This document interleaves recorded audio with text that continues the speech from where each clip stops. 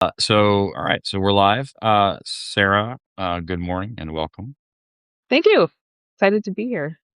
So it was your idea to read and talk about Jacques Ellul's Presence in the Modern World for Lent.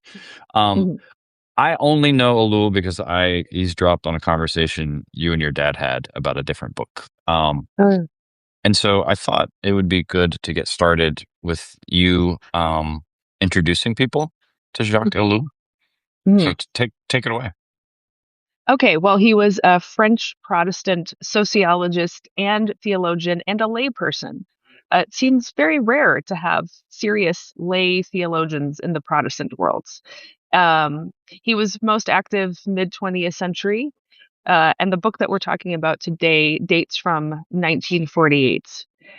I found him, I guess I must have heard about him when I lived in Strasbourg, France, some Mm, years ago, but never got around to reading him. And it was one of those things that feels providentially orchestrated that I found him exactly when I was ready for him.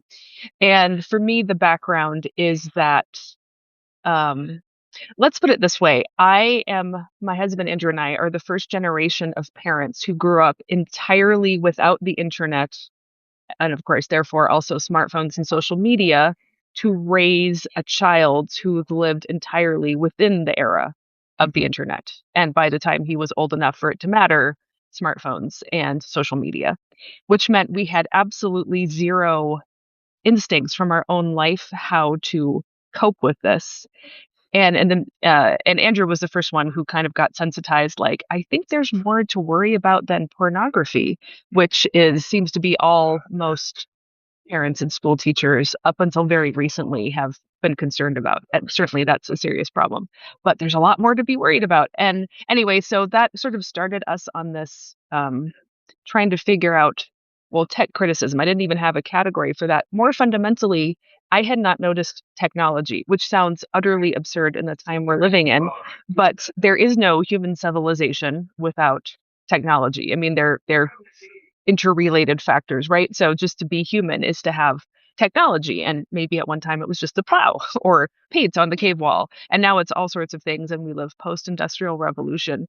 But for all that I had studied ethics or politics or history, somehow tech as technology, or what Ellul will eventually call technique, as a focal point was just invisible to me.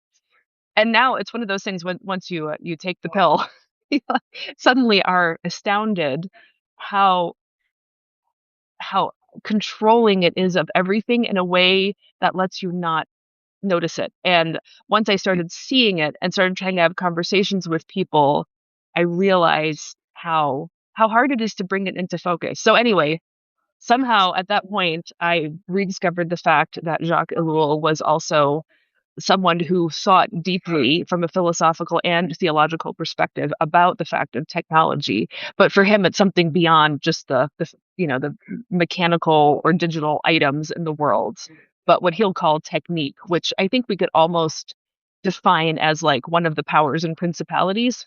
mhm. And then start thinking through the larger question. So for him, this particular book, Presence in the Modern World, it was published in 1948. It's the first one of his I read. I've read several more since then, which sometimes make me laugh out loud in a combination of hilarity and despair that absolutely nothing has changed in the churches since 1948. Or I read one from 1962, which could be a literal description, almost word for word, of the sorts of things liberal Protestant churches in America say in 2025 or 2026 now, I guess. Um, anyway, so I found him to be just a really good guide to thinking through things. And also, this will be my last opening comment is I remember as a kid looking at old movies or TV shows and thinking how funny and outmoded they looked. And now I've suddenly realized that all industrial civilization is of a piece. And Ellul says nothing has changed. We live in the most static era ever, which is a bizarre statement on face value because everyone's talking about novelty all the time. But once I understood what his argument was, I've been astounded even to look at very old movies from 100 years ago now and saying that is exactly the world we live in. Just, the internet is an advanced version of the telegraph, but the Mm. reality, the way it shapes what it means to be a human, has been static and entrenched because we're all enthralled to this technique that we cannot see. So this is an appropriate place for you to give your pitch or your own personal philosophy in terms of smartphones and social media and whatnot. So make your argument for people. So go right to application, huh? Well, okay, so I'm sitting in this tiny town in Utah using the internet on my smartphone to talk to you. So, one great thing that Ellul teaches you is there's no way out. So you have to think about how you're living within the trap rather than deluding yourself into thinking you can slip the noose. Yeah, I mean, I started using, let me say, first of all, I think, less susceptible to smartphone and social media based addictions than most of the people I see around me. This is not like a virtue brag or anything. It's just like the way my brain works. It does not have such a big effect on me. Even so, when we lived in France, I started using Facebook because I was lonely because I didn't speak French well. And maybe you've heard the French aren't real warm. Once you cross a certain barrier, they are, but it takes a while. And so, I mean, without even thinking about it, I started using Facebook because I was lonely, and like that's it, like right there, that's how it happens, and that's how it doubles down and accelerates. Anyway, I was active on it, but even so, I restricted only to people that I felt like I knew well enough in real life that I could, they would not misunderstand my sense of humor. And I would often send apologetic emails to people who wanted to friend me and saying, like, here's why I'm not friending you. And like, which is totally against the etiquette of Facebook, at least at the time.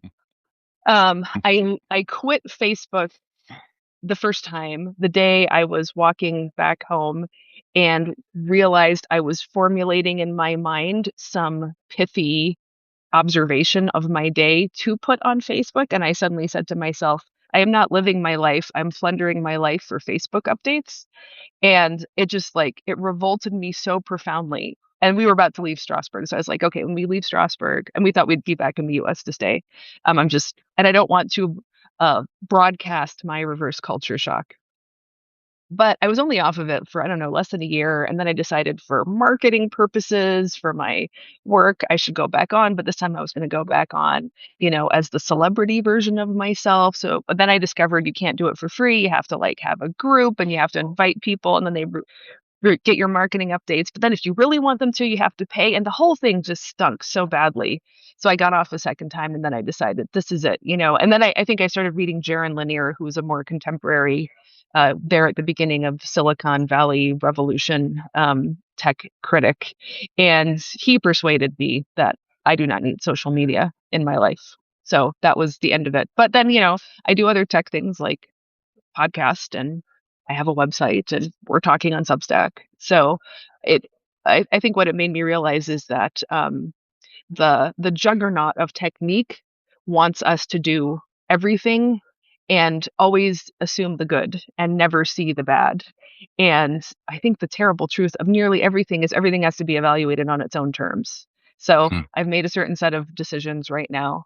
Um, but like I even just took my messaging app off my phone because I realized that text messages have so little human context. They were just leaving me in a perpetual state of anxiety trying to interpret, 4 words or 5 words, or, I haven't heard from this person in a while and it's this, or, it's Hmm. like texting sort of functions like someone's in the same room as you just saying a passing comment, but it's not that.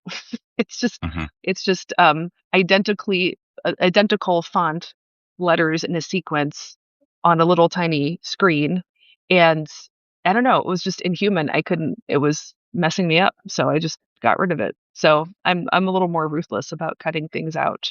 But I no longer believe the any good fallacy. As long as any good comes of the tech, then all of its evils can be excused. I'm Yeah, that's. well I beyond mean, that. yeah, I mean, I think to bring it back to Elul, I've just noticed over the past year or so that it seems as though people have moved from email to just texting me, um, Mm, without like I was like, well, I didn't choose for this to be my reality. yeah, right, right. It's really strange. So, the first chapter is called "The Christian in the World," um, and he brings a very strong emphasis on our vocation as Christians, in particular lay Christians, um, to be a sign. And he turns to the Sermon on the Mount. Can you talk a little bit about for folks what the move he's making in the opening pages here? Right. So I thought this really hit me when I first read this book in a really powerful way because I'd been trying to think through the question of like what does it mean to be a witness in the world that isn't performative good works and frenetic activity. And as Hmm. I look at churches, I think people are utterly exhausted for lots of reasons. But one of them is because being a Christian in some meaningful way is defined as activity. And what Ellul tries to do is shift the focus from actions, but also not get caught up in the, well, as long as what's in my heart is okay. That's kind of the other alternative, rejecting both of those and saying the principal purpose or the principal form or shape of Christian witness in the world is to be a sign. And that shifts it because it it entails all of you, and yet it is not so it's not so defined by activity or behavior. So he specifically calls out three scripture passages. You are the salt of the earth, you are the light of the world, and I send you out as sheep among wolves. And those will be developed as the course of the book goes on. But what he does is he takes them very specifically. He even says, don't take these as just pretty words or simple Yeah. similes or metaphors. These have a very specific content that we can think through. So, for instance, salt of the earth, he says, which I'm sure a lot of Christians don't realize, but when Jesus says that, he's alluding to the covenant of salt from Yeah. Leviticus. Yay, underrated Leviticus. Um, but, of course, if you only eat salt, you will die and it will taste bad. You need the salt to make everything else taste good. And so that's kind of the idea behind the covenant of salt. And then what Jesus means by the salt of the earth is that you are what gives flavor to everything else, makes everything else um, have its true value and have its true value be recognized. And he even, Elul makes an interesting statement. He says, if Christians are not living as a sign of the covenant of God with his creation in the world, then the world on some deep level feels itself to be rudderless, directionless, empty, and void of meaning. And that's for the very specific reason, not just for like lack of information, but because the actual covenant is not being lived out. That is the Yeah. specific calling of Christians. And I think that's the first really, for me, really remarkable thing about Elul writing in, I mean, he's writing in Christendom even more than, North America is, that he is not asking Christians to absorb the world into themselves or to be like the world. And I find so much of whether it's like right wing evangelical or left wing liberal Protestant in America is so eager to be one with the world, either by like converting like the state or the economy to Christian ways, or making sure that we're figuring out what's good, like Elul says, and blessing it. And instead, he says, yeah, like, we're actually different. We're set apart. We are called out, ecclesia, or we're holy in the old sense, the original sense of being set apart, something different. And so that's the sense of being salt. Not everything is supposed to be salt. But if you are called by Jesus Christ as a Christian, then your role is to be the salt, to be the presence, like the embodied presence of the covenant of God with the earth. And it Yeah. like it travels in your body with you wherever you go. Yeah, so he just I'll just read that paragraph. To be the salt of the earth refers specifically to Leviticus 2:13, where we are told that salt is the sign of the covenant. This means that Christians stand before humankind within the world's spiritual reality as a visible sign of the new covenant that God has made with this world in Jesus Christ. Christians must be a true sign. However, their life and words must manifest this covenant to humankind. Otherwise, the earth feels itself bereft of covenant. It no longer knows where it is headed and lacks any possible self understanding or certainty as to its preservation. This fact of being the salt of the earth is the primary way by which Christians are involved in the world's preservation, much more than by any material activity. I think, I mean, he's making like an astonishing argument that the what's wrong in the world is that Christians aren't being Christian. Yes. um, Yes. I think so. And also salt in its preserving, he doesn't really develop it, but implicitly, salt, one of the roles of salt in food preparation is to preserve things. So the world is not preserved by more and more frenetic activity or technological sophistication. It's preserved by the salt of the covenant, which is Christians scattered throughout the earth, preserving the connection between So God and his world. yeah, and then so then the next move he makes in this chapter is to talk about the laity, um, which reading this, I it made me think about to what extent do I um, preach in a way that sort of suggests implicitly that the laity's primary role is to participate in the life of the church, to be a Christian rather than to be a Mm. person in the world. Um, Mm, so, mhm. so talk about what he's doing by pointing to the laity here, especially. Yeah.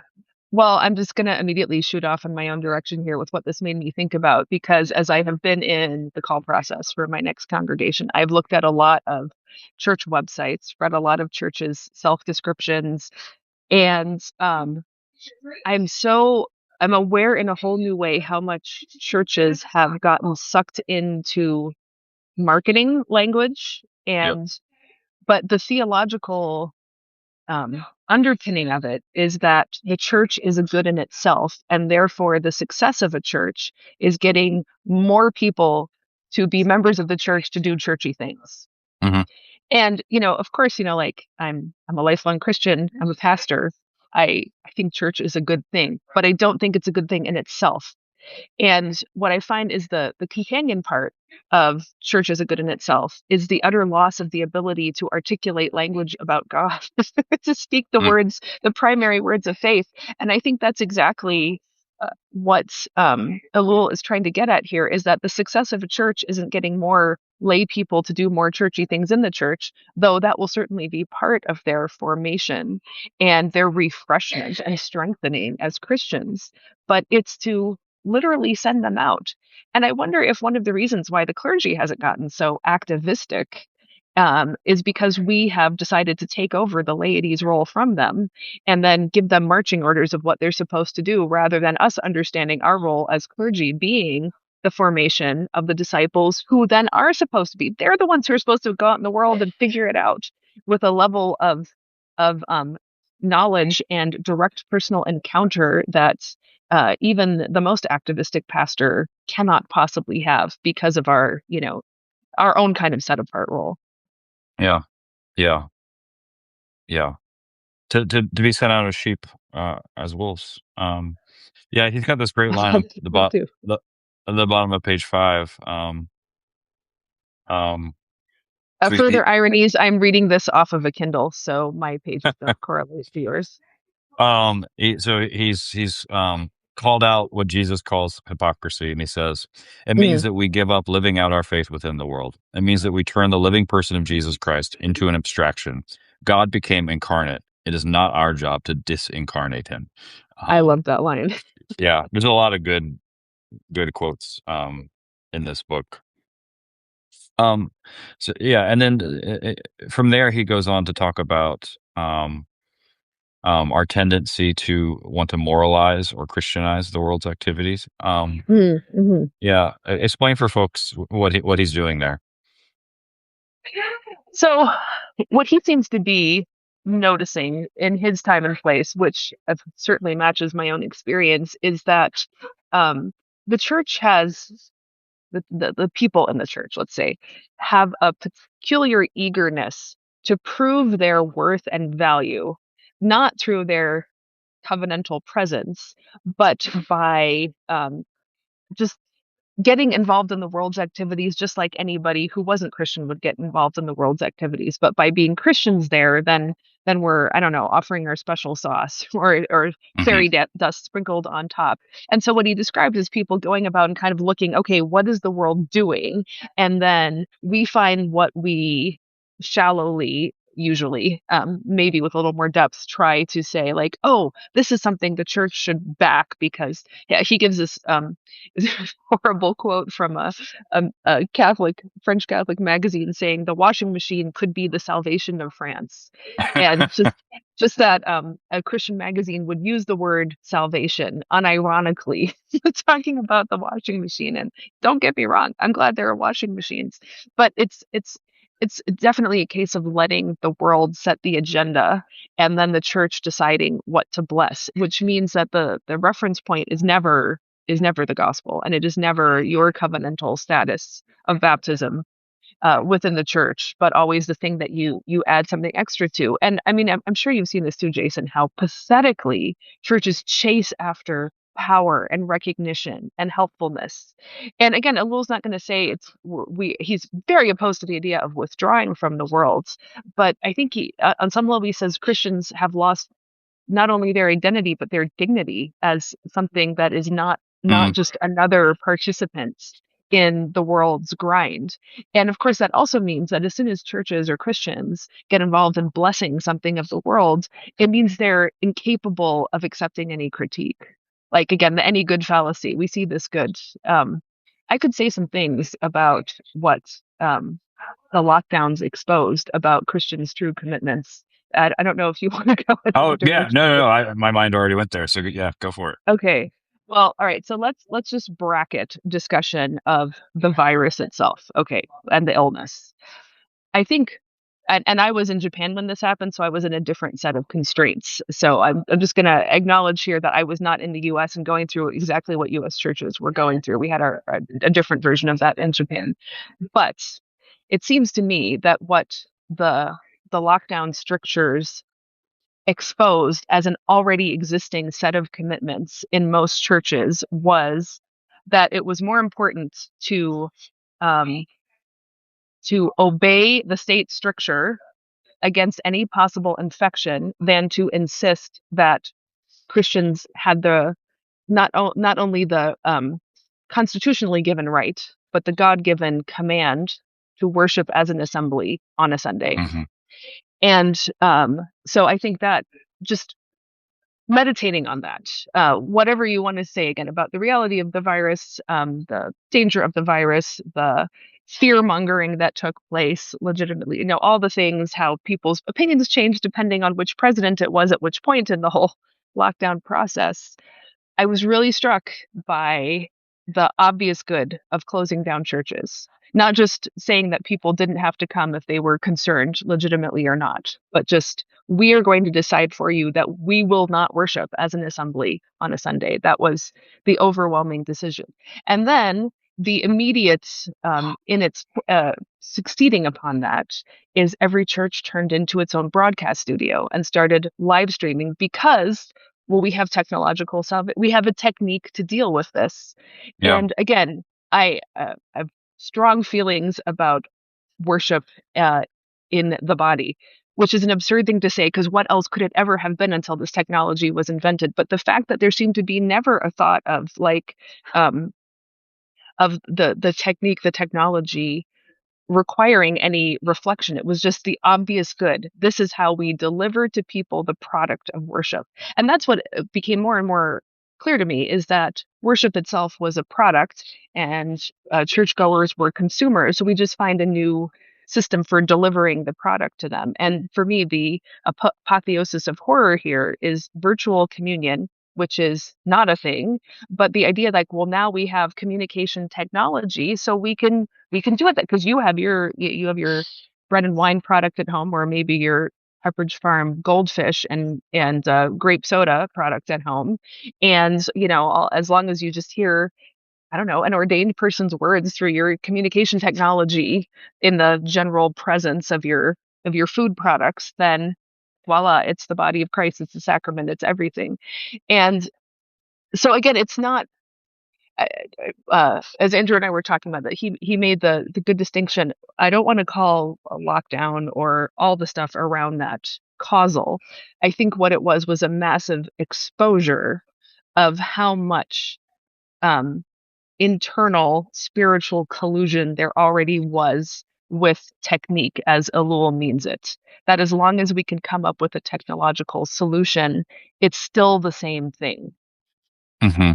And I think one of the things that struck me during that period was the incredibly precise um, regulations that came to us from the bishop on a regular basis about how far people could sit away from each other and Mm, and it was all it all sounded like public health middle management, not not Christian speech. right. And so, yeah, so it like this reliance on technology and expertise outside of the church. I think, yeah, And it I did think reveal for how entangled we were. Yeah, and I think what Elul would say is this is exactly the programmatic good works that we're all constantly yearning for because it tells us we're good. Like Hmm. when his discussions there about ethics, and he at first sounds highly relativistic, and then says that what he's not being is relativistic. He's saying that no single Christian is absolved from the agonistic struggle of ethical duty in their own lives. That's why you cannot have a programmatic ethic. And I can think of so many areas in which contemporary American Christians have happily abandoned any kind of programmatic ethics for their lives. And yet you offer them, COVID-19 social distancing regulations, and they are not just obedient, they are patrolling and Hmm. surveilling and condemning those who depart from them. And so, I mean, just talk about like a reversion, or like the something rushing in to fill this void of and actually any kind of abandoned duty of oneself, one's discipleship before the Lord. Suddenly there was this very clear way. The way I can be a good, compassionate neighbor is to shut down the church, right? And keep away from my loved ones and all the other things. I think on some weird level, it was a deep relief in a time of such massive uncertainty about how to be good, how to be Christian. As Elul says, like we live in a time where we are so aware that we can never step out of sin, because our world is so interconnected now. Like, how could you ever exit any of it? You can't. I think in some way, one of the reasons for the fervid obedience was not just fear of illness, but like, now I finally know exactly what to do to be good, Yeah, be a good Christian, be a good yeah, neighbor. I think it's right. Um, I think it's absolutely right. Um, so you brought up ethics. Explain. So he wants to. Not he doesn't want to. He does. Um, he posits ethics as both apologetic and temporary. Um, Mm, yeah. yeah. So kind of help people understand that, because I think um, I've been reading a lot of Bonhoeffer on the commandments in relation to Psalm 119, Mm, and I think a lot of Christians think that we have certain universal principles that are given to us, that we have to apply in all circumstances everywhere. mhm. And Elul is giving us a different way of thinking about Christian ethics. Yeah. Yeah, he's not a Kantian. That's very clear. There's not a categorical imperative. And yet at the same time, it's clear for Ellul, like for Bonhoeffer. And I haven't seen, but I think Ellul must have read Bonhoeffer. There's some very striking Hmm. conceptual overlap there. Um, but I mean, it's clear that Ellul thinks that there is very specific content to what a Christian does, what a Christian obeys, what God's will for the world is. So in that respect, you can describe, and you can give content, and you can give examples. At the same time, I think what he's saying is something like, actually, it makes me think of Melanchthon in the Augsburg Confession when he talks about the veneration of saints. He says the third thing we do with saints, after first thanking God for them and seeing how they also were sinners and got forgiven. The third thing that you do with saints is to imitate them, but according to your own vocation. And Mm. that's a very important distinctive for Melanchthon. And I think Ellul has something like that here. Is yes, there are the Ten Commandments that are enjoined upon all people, especially upon Jews and Christians. But it's in your life, in your specific circumstances, your set of relationships, your vocation, your time in history, all these things.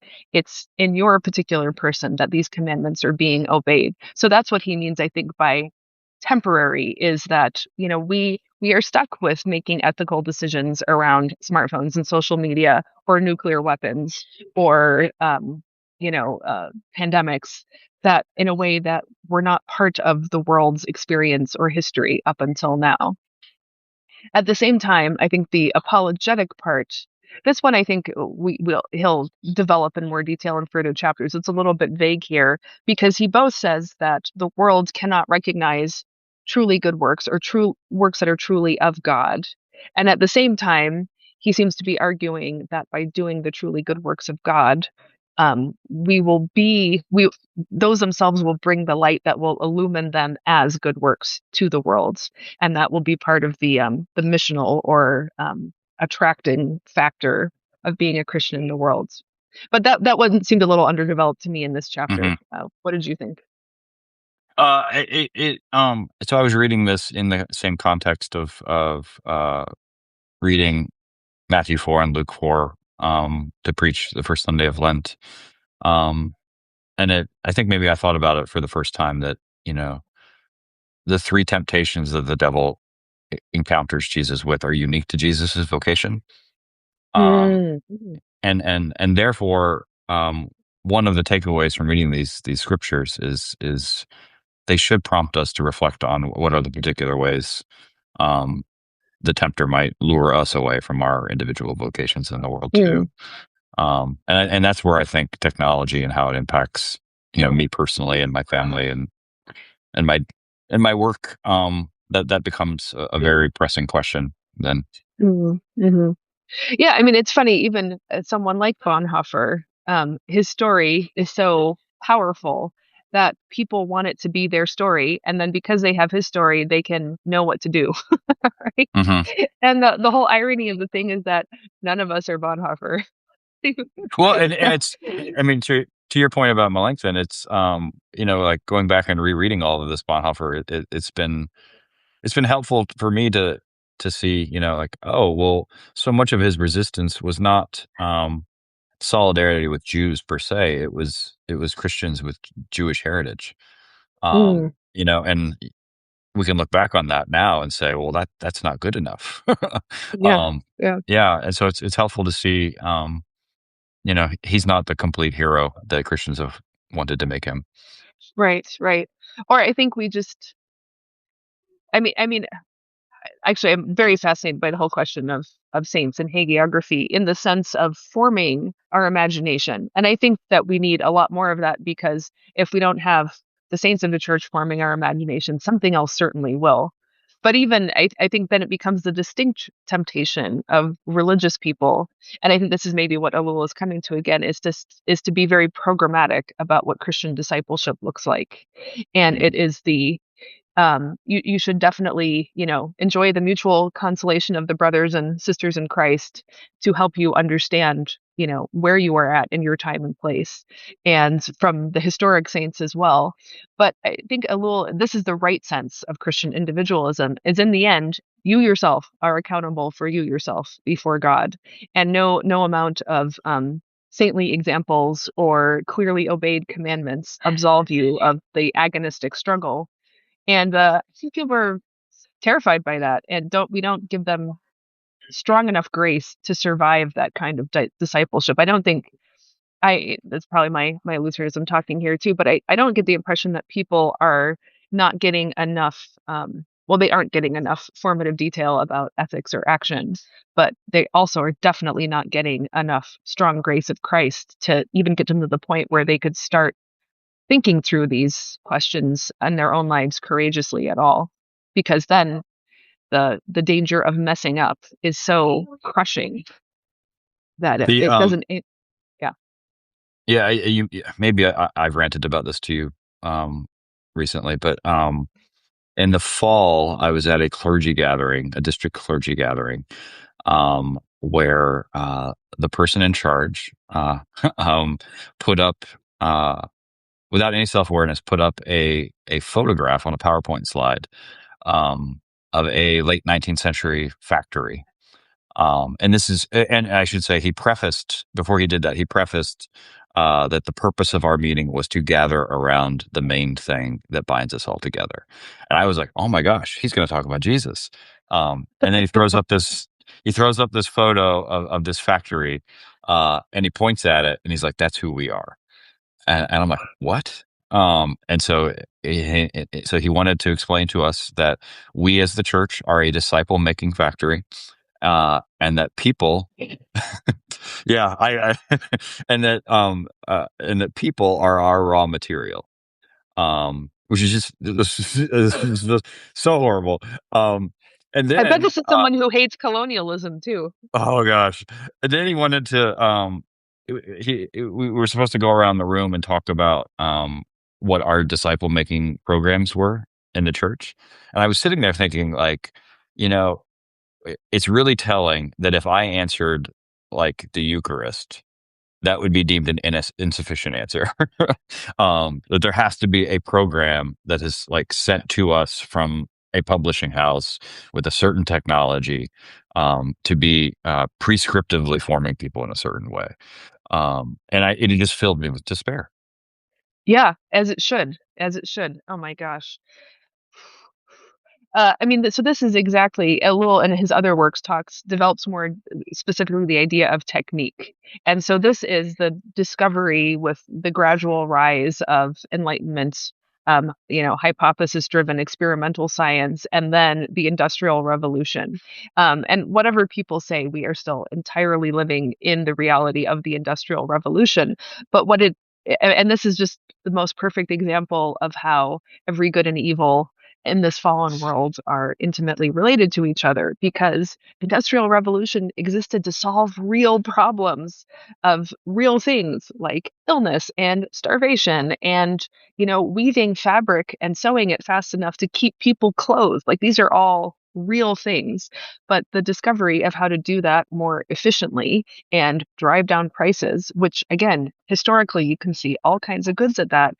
It's the it's the spiritual logic of it that where we have been so wowed as the human race at what the industrial revolution has done is that we kept saying, well, where else can we apply it? Where else can we apply it? So if you look at something like, the classic anxious bench of Charles Finney in the revivals of America, I mean, that is exactly an application of technique to the spiritual realm. Yeah. Like that was his disciple making factory, right?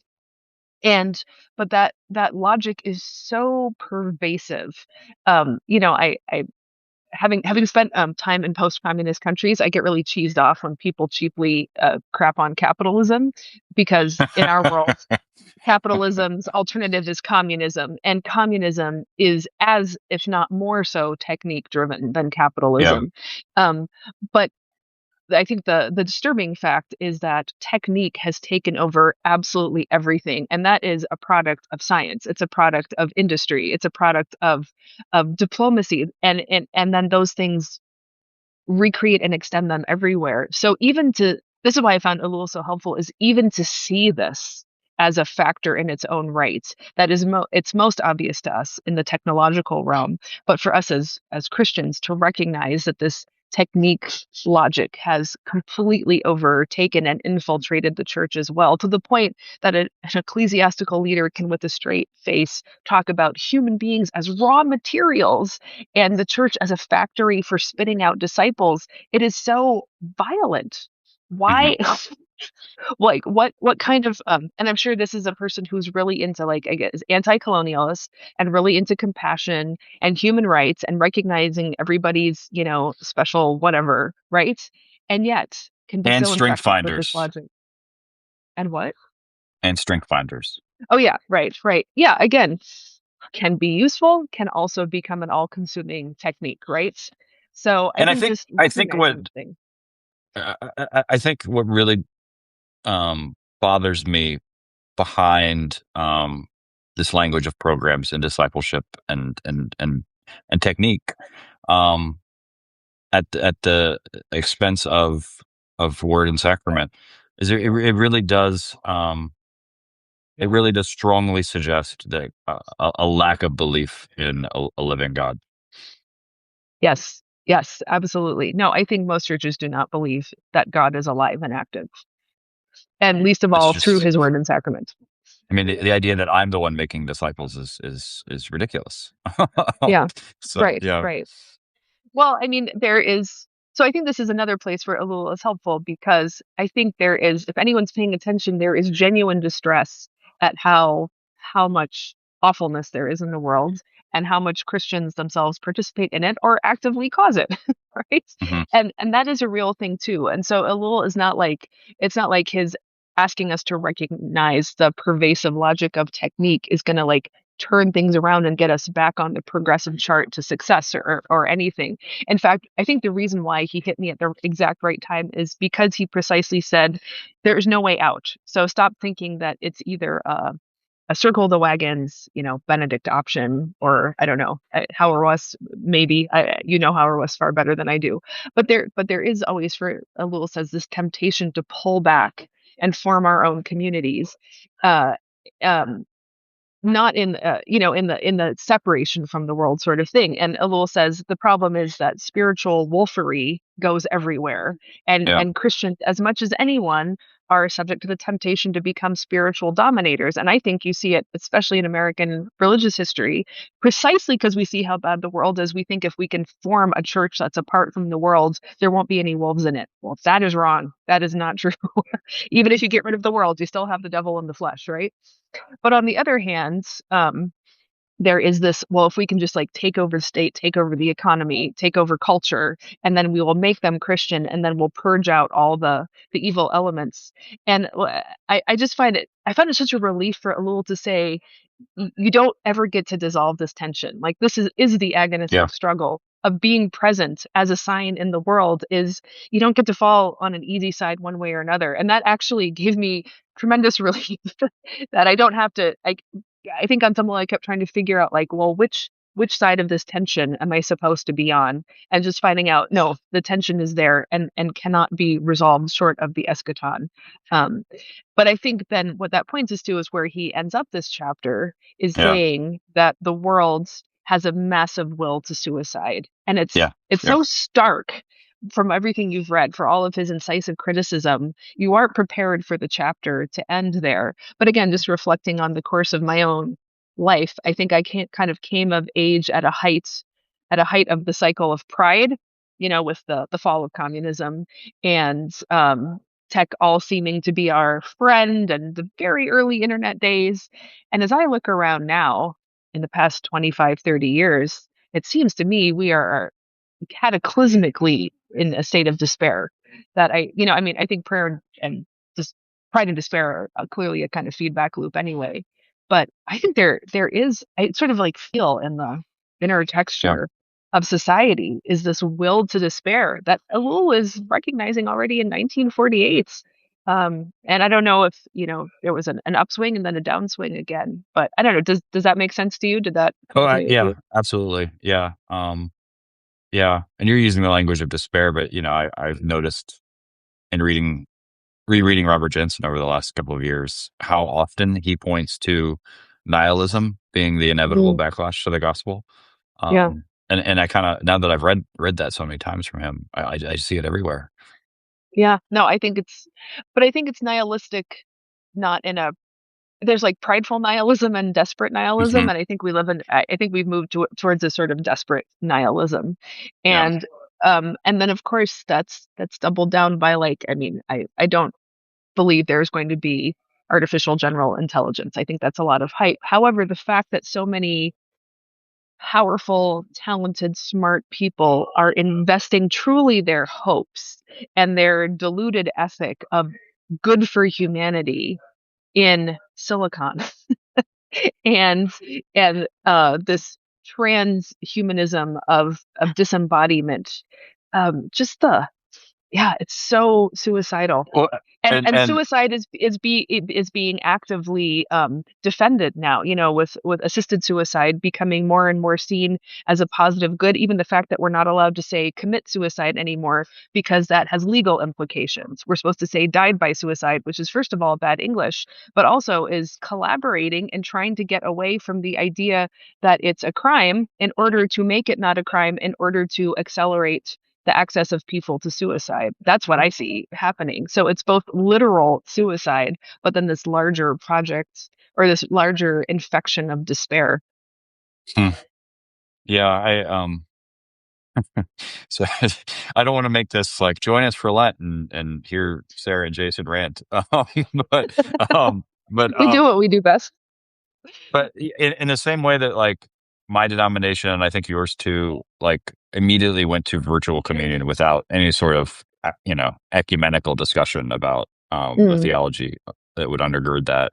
I feel like it took 5 minutes for my denomination to start offering kind of conferences and books and lunch labs about how to Hmm. use AI in worship planning and preaching and um, it's just no reflection. It's just let's adopt the next thing There without were there thinking were about. some voices pushing back in the ELCA and the larger Lutheran family on virtual communion, and I'm glad that those exist at all.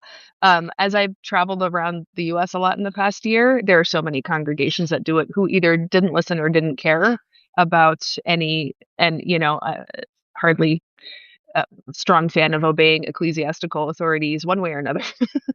but yeah, but it's interesting just I think you were telling me about using AI to like compose liturgies and sermons. Like, Hmm. I mean, what a despair expression of despair that is about preachers saying like you could just be replaced by a robot. You don't need to be there.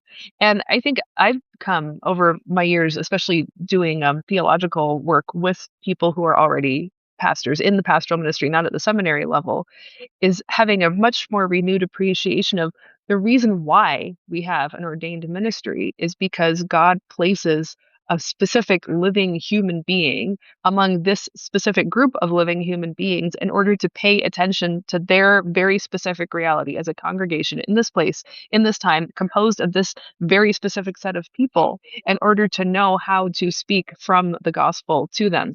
There is like Lowell would say, there's a common body of teaching around the commandments or the content of grace and the gospel, but how to speak it in a way and to where people are at specifically, that is not something that the reversion to the mean AI algorithm can ever give you. It can only give Yeah. you a very bland generic version.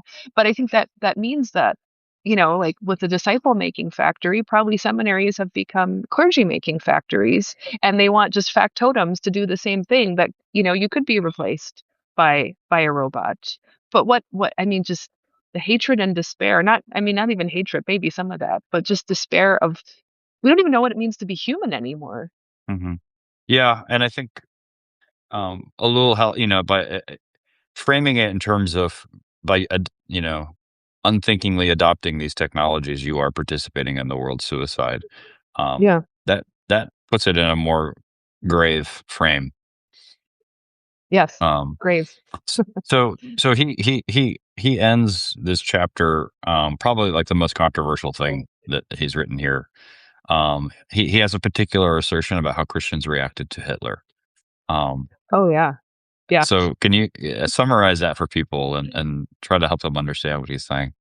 Yeah, so he specifically calls out Hitler and his movement as satanic and demonic.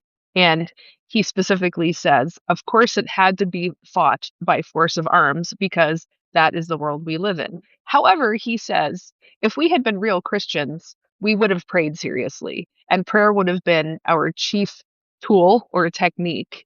And we would have had confidence that prayer would do it. And instead of that, we Christians just immediately blessed the fight against Hitler. For a French Protestant to say that in 1948, that is stunning. I was completely floored by that. Yeah. And I had to say to myself, like, would I have thought prayer was enough? No. Would I have even remembered to pray? Probably not, or just, when I was in the foxhole or something. But but yeah, and then he's equally critical of the post-war reconstruction. 1948 is the year the WCC was founded. 1947 is when the Lutheran World Federation was founded, and it kind of came into existence around coping with displaced refugees. There were, Hmm. millions that became the center point of the LWF's initial formation. Ellul himself is a reformed, but anyway, the point being simply that. Um, Doing this very good and necessary work of caring for refugees after an unbelievably destructive war. And even so, he says this is just another case of us running after what the world is doing. This is not actually a particularly Christian act. And I think that's another thing that I find again is so many Christian, especially again in our more liberal Protestant world, just want to appeal to ethics that like any human being who has been raised in Yeah. civilization is basically going to agree with. It's like if you want Jesus to be your distinctive moral teacher, you're going to be disappointed because he's not that distinctive. I mean, there's some, but there's lots of other things shared by the rest of civilization because that's what keeps human beings from completely falling apart. Um, but yeah, I again just coming from a French Protestant in 1948. Yeah, but like his account, it does help explain why the Second World War was followed by the rise of civil religion in America. And that he says that the result was the material world was triumphant, but the church was spiritually vanquished. Mm, And so it does help you see how secular the church is uh, as a result. yeah. And it's not like fascism went away. I mean, we're not really taught this, but for example, Portugal and Spain went through severe fascistic episodes in Western Europe after the Second World War. And of Mhm. course, the entire Soviet bloc is, we call them communist rather than fascist. But if the word is totalitarian, there has been a massive, I mean, to me, the ongoing um, spiritual temptation is totalizing. Totalitarian sounds, we have a very specific image of that. But if we talk about the world's, in the theological sense, the world's urge to totalize so that the world is everything and consumes all of our attention, and therefore our, our discipleship can't even get an elbow in to say a Mhm. word. The totalizing element has not gone away. And again, Christians chasing after wanting to have, I think that what I see is whether you are mainline liberal Protestant or more right wing evangelical Protestant in America or an integralist Catholic or whatever. It's all about getting a piece of the power and saying Yeah. as long as we have a piece of the power, then we won't be snuffed out. And that's, I mean, that's a real concern. There are places where the church has been snuffed out by totalizing power, but I never see any serious reckoning with how it corrupts the church to be a participant in this power. Well, maybe the Anabaptist traditions have more resources there, but for Ellul, the separatist instinct there is what makes those dangerous temptations in their own right. But again, the whole point here is that you cannot escape the tension. You cannot find the right place to land. That is not what is given to us in this life. Just so we're coming up on an hour. I just want to give people a taste of some of these quotes that I think are really really good. So he says Christians can always strive to do good works and exhaust themselves in religious or social activity, but this will signify absolutely nothing if they do not accomplish the one mission that Jesus Christ charges them with, specifically to be first a sign. We cannot make this world less sinful. On the other, we cannot accept it as it is. He says God is not preserving the world on the one hand and saving it on the other. He is preserving it by saving it, and he is saving it by using this preservation. The fact of living in the world, which we must not evade, is a scandal for our faith. It must be and remain a scandal. To say this is to play into the hands of the princes of the world. Um, yeah, I think you're Lutheran. One of the things this chapter had me thinking is he's really pressing for on an individual basis for Christians to discern what their particular vocation is. Hmm. rather than to rush into the world and find a way to save it, or to Hmm. participate in those who posture that way. Hmm. Yeah. The make the world a better place. I've decided that phrase is actually blasphemy. Because we are not in a position to know or to judge what makes the world good or better. What we're called to do is faithfulness in our own very specific vocations, and of course, in conversation and connectedness with other disciples and with the whole world. But yeah, there's no easy place to land here. But I find that admission to be kind of a relief of the exhaustion of Mhm. trying to figure out the right place to be. So to end, Sarah, how would you help people understand um, this book and this chapter in the context of journeying towards Good Friday and Easter? Hmm. Well, he's saying that we're already salt and light, but he also is pointing out Jesus sends us to be sheep in the midst of wolves. But Ellul adds a specific warning of our temptation to become wolves, that nobody ever signs up to be a sheep. Not really. Hmm. Even in our weird culture right now, being a victim is a way of asserting power. And I think since the journey to the cross for Jesus is the ultimate trek from ultimate power to none whatsoever, to being completely non-agential and completely passive in the passion, which is what the word means. We, because of semantic drift, we don't actually get that now. I think just the maybe the self-examination that Lent enjoins is, how have I fooled myself into thinking I was a sheep, but have really been acting like a wolf? And what would it mean to step away from my wolvery at risk of becoming, as he says, an actual sacrifice in the world, not an atoning sacrifice or reconciling sacrifice, but a sign. I think he means something like, he'll develop this more later, is if you carry Christ, who is the paschal victim, in you, then by putting yourself out in the world, you are putting Christ's sacrifice out in the world and therefore making yourself susceptible to possibly being sacrificed. So it's either that or to become a wolf. Terrifying. Yeah. Well, Sarah, thank you for suggesting this, Great. Yeah. Well, I'll look forward to continuing next week. and enjoy your road trip. Thank you. Thank you.